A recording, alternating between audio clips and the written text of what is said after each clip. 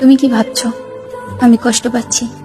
এই যে তুমি ফোন করো না, মেসেজ করো না, কি ভাবছো আমি তোমার জন্য অপেক্ষা করে বসে থাকি? একদমই না। এই যে তুমি প্রতিদিন সকালে অনলাইনে থাকো, কি ভাবছো আমি লক্ষ্য করি? একদমই না। এই তো ফেসবুক খুলে দেখলাম তুমি 5 মিনিট আগে অনলাইনে ছিলে, কি ভাবছো এটা দেখে আমি কষ্ট পাচ্ছি? আমার বুকের ভিতরটা দুমড়ে মুচড়ে উঠলো। একদমই না। এতে বরং ভালোই হলো, আমি নিশ্চিত হলাম তুমি আমাকে ভুলে গেছো। আমিও আর আশা করব না তুমি কোনোদিন ফিরে আসবে বলে। না, আমাদের বিচ্ছেদ হয়নি, যোগাযোগ বন্ধ হয়ে গেছে মাত্র। তুমি আমাকে কোথাও থেকে ব্লক করনি, তুমি আমার থেকে মুক্তি চেয়েছিলে, সেটা আমাকে বলতে পারোনি। হঠাৎ তুমি যোগাযোগ বন্ধ করে দিলে।